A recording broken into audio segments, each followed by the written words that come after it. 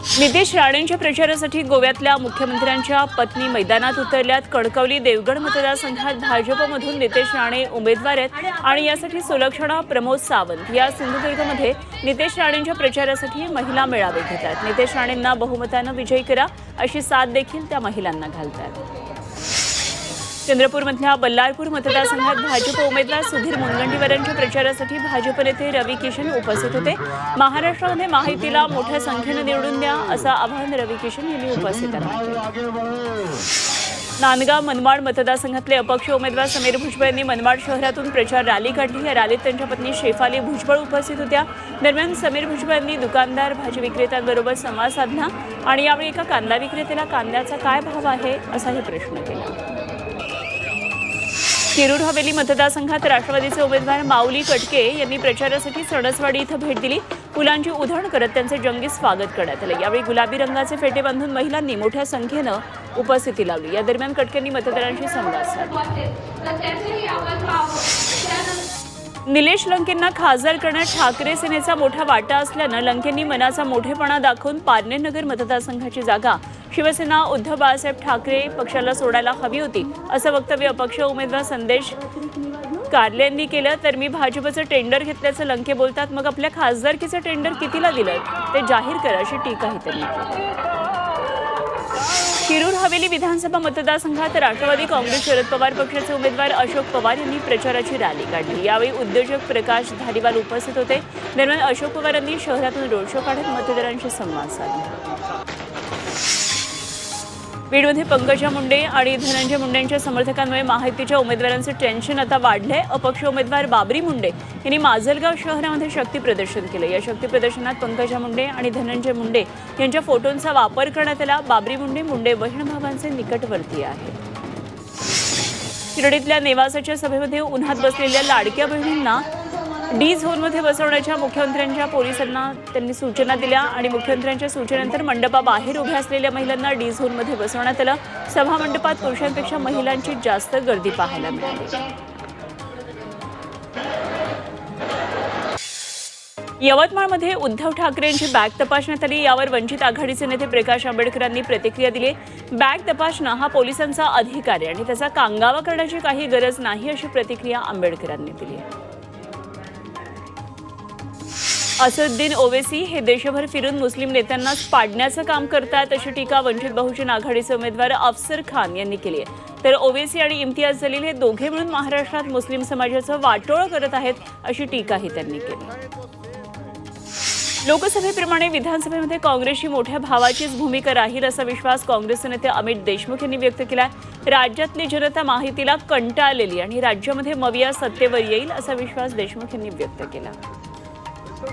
सांगोल्याचे आमदार शिवसेनेचे उमेदवार शहाजी बापू पाटील यांनी उद्धव ठाकरेंच्या टीकेवर पलटवार केलाय। उद्धव साहेब, मी 23ला नाही तर 24ला गुवाहाटीला जाणारे विजयी उमेदवार म्हणून कामाख्या देवीचं दर्शन घेणारे असा टोला शहाजी बापूंनी लगावला। अडीअडचणीच्या कामासाठी सुरेश धस पाहिजे पण मतदान दुसऱ्याला असं का अशी खंत भाजपचे उमेदवार सुरेश धस यांनी व्यक्त केली। तुमच्यासाठी काम केले त्यामुळे मलाच मतदान करा असं आवाहन त्यांनी केलं।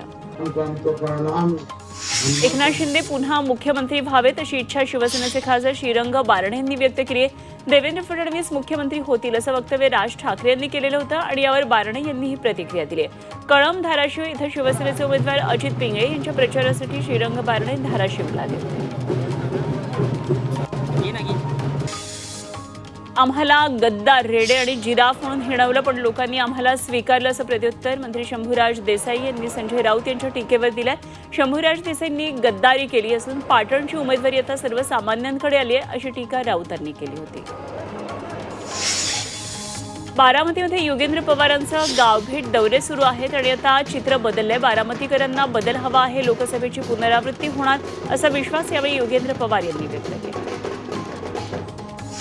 चंद्रपूरच्या वरोरा क्षेत्रातले अपक्ष उमेदवार डॉक्टर चेतन कुटेमाटे यांनी राजकीय घराणेशाहीवर टीका केली।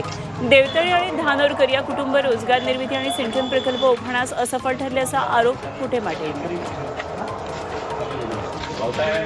महायुतीचे उमेदवार नितेश राणे आणि महाविकास आघाडीचे उमेदवार संदेश पारकर एकाच व्यासपीठावर एकत्र आले. एकेकाचे जिवलग मित्र, मात्र ते आता विधानसभा निवडणुकीच्या रिंगणामध्ये एकमेकांसमोर आहेत आणि हे दोन्ही नेते देवगडच्या एका कार्यक्रमात एकत्र आले. या कार्यक्रमामुळे एकत्र आलो अशी भावना नितेश राणेंनी व्यक्त केली. पंढरपुरातल्या माढा मतदारसंघात अपक्ष उमेदवार रणजित शिंदेंना मोठा धक्का बसलाय. रणजित शिंदेंचे कट्टर समर्थक भारत आबा शिंदे यांनी राष्ट्रवादी शरद पवार पक्षाचे उमेदवार अभिजित पाटील यांना पाठिंबा दिला. संजय कोकाटेंनी अभिजित पाटील यांना पाठिंबा दिला. काँग्रेसचे प्रदेशाध्यक्ष पक्ष संपवायला निघालेले आहेत असा आरोप निलंबनाची कारवाई केलेली पुण्यामधले बंडखोर उमेदवार आबा बागुल यांनी केलाय. पटोलेंनी आपल्याला उमेदवारीचा शब्द दिलेला होता असं बागुल म्हणाले. तर निलंबनाची कारवाई आपल्या विरोधात षडयंत्र असल्याचा दावा बागुल यांनी केला. भाजपचे खासदार धनंजय महाडिक हे महिलांना उघडपणे धमकी देतात. भाजपच्या वरिष्ठ नेत्यांनी महाडिकांवर ही कारवाई करावी अशी मागणी काँग्रेस महिला अध्यक्षा अलका लांबा यांनी केली. तर निवडणूक आयोगाने फक्त नोटीस न बजावता कारवाई करावी अशी मागणी त्यांनी केली. अमरावतीतल्या तिवसा मतदारसंघात काँग्रेसच्या उमेदवार यशोमती ठाकूर यांच्या प्रचाराचे बॅनर अज्ञातांनी फाडले. त्यामुळे यशोमती ठाकूर यांचे कार्यकर्ते चांगलेच आक्रमक झाले. विरोधकांनी बॅनर फाडल्याचा आरोप यावेळी काँग्रेस कार्यकर्त्यांनी केला. सोलापुरातल्या माधवनगर पटांगणामध्ये भाजप नेत्या माधवी लता यांच्या व्याख्यानाचं आयोजन करण्यात आलं. यावेळी माधवी लता यांनी धनुष्यबाण मारतानाचा अभिनय केला. त्यामुळे उपस्थित कार्यकर्त्यांमध्ये मोठा जल्लोष पाहायला मिळाला. शिरूरचे आमदार अशोक पवारांच्या मुलाचं अपहरण करून 10 कोटींच्या खंडणीसाठी जीवे मारण्याचा प्रयत्न झाला. ही घटना निंदनीय असून या प्रकरणाची पारदर्शकपणे चौकशी करावी, दोषींवर कडक कारवाई व्हावी अशी मागणी राष्ट्रवादीचे तालुकाध्यक्ष रवी काळे यांनी केली. माळशिरस मतदारसंघात मराठा समाजानं राष्ट्रवादी काँग्रेस शरद पवार पक्षाचे उमेदवार उत्तम जानकरांच्या विरोधात दर्शवला.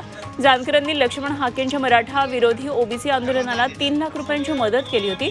त्यामुळे हाके जर उघडपणे जानकरांचा प्रचार करतील तर मराठा समाज जानकरांना पराभूत करण्याची भूमिका घेईल असा इशारा इथल्या मराठा समाजानं दिला.